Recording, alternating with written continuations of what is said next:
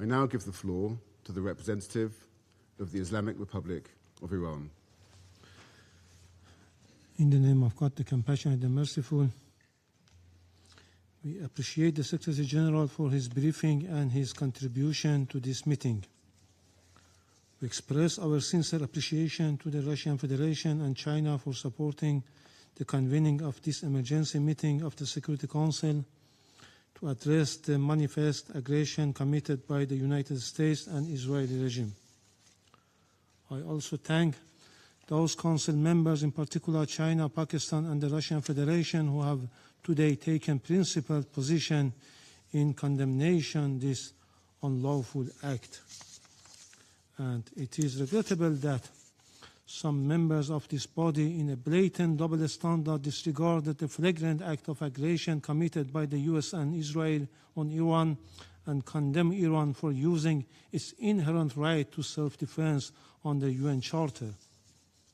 Mr. President, this morning the United States regime jointly and in coordination with the Israeli regime initiated an unprovoked and premeditated aggression against the Islamic Republic of Iran for the second time in the recent months, while deliberately attacking civilian populated areas in multiple large cities of Iran where millions of people reside. As a result of this brutal armed attack, hundreds of civilians have been killed and injured. The aggression and atrocious crime of the United States regime and the Israeli regime and the deliberate and persistent targeting of civilian infrastructure are going.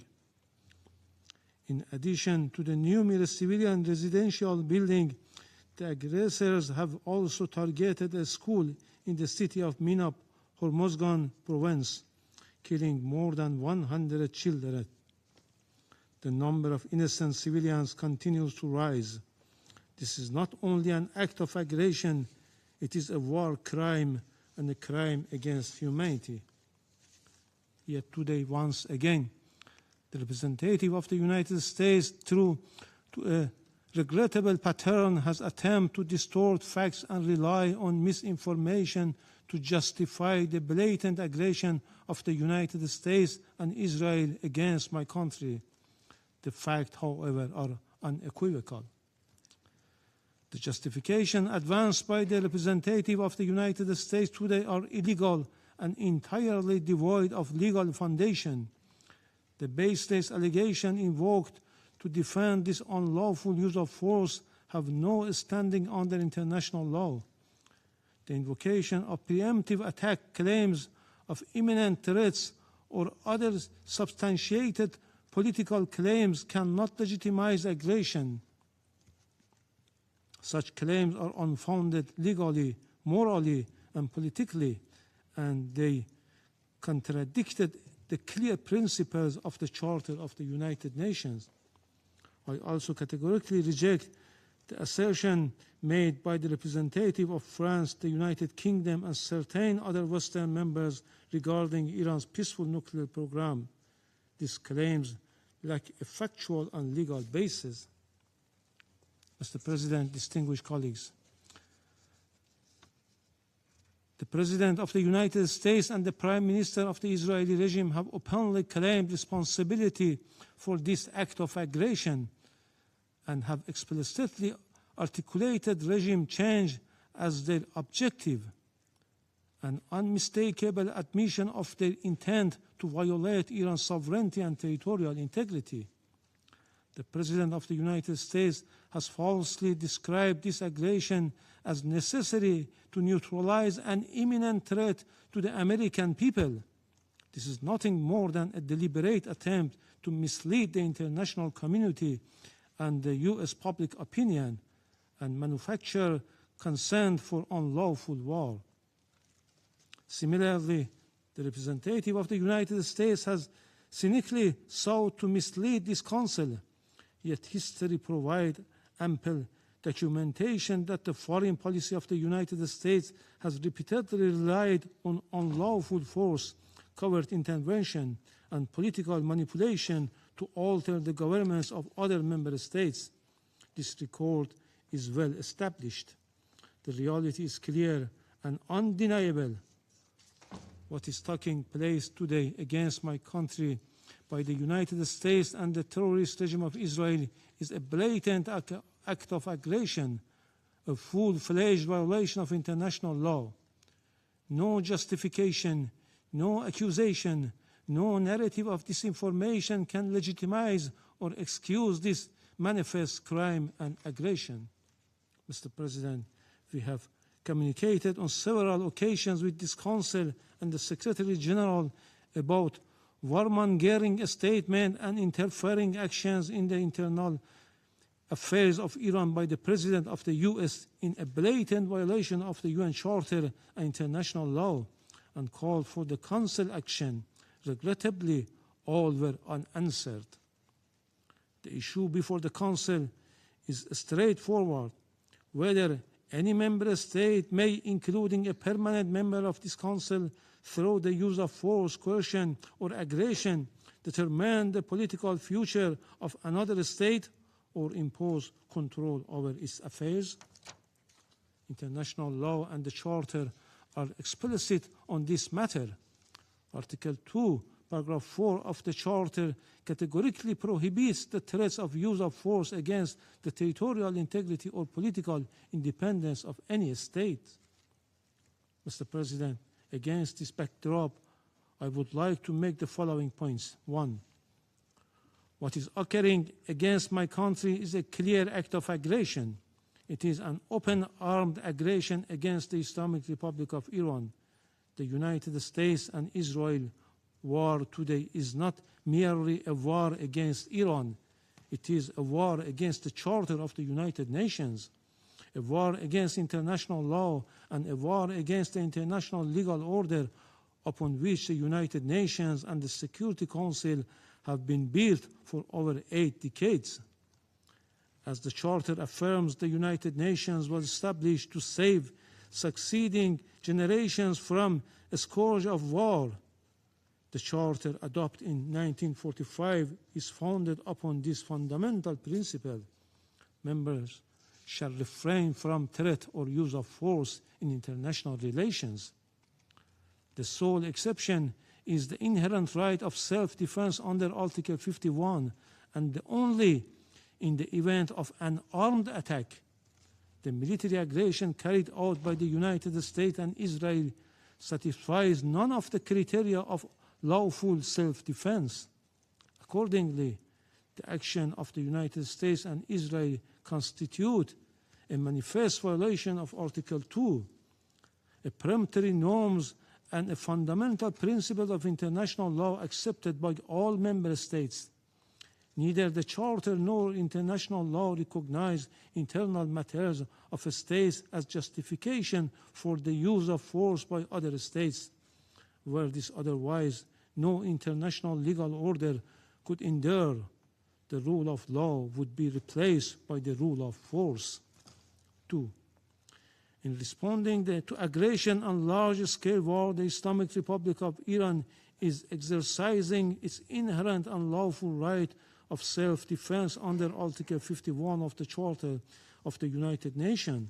The armed forces of the Islamic Republic of Iran are utilizing all their necessary defensive capabilities and means to confront this criminal aggression and deter the hostile acts.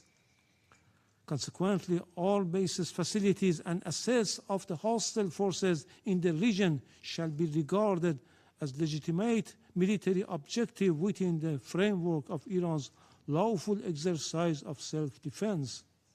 Iran will continue to exercise its right of self-defense decisively and without hesitation until the aggression ceases in full and unequivocal terms. 3. Iran remains firmly committed to respecting the sovereignty and territorial integrity of its neighboring countries. Under no circumstances will we target the sovereignty, people, or interests of our neighboring countries in the Persian Gulf. Our legitimate response have been directed solely and exclusively at the bases and assets of the hostile government of the United States that operate beyond the control of the host states.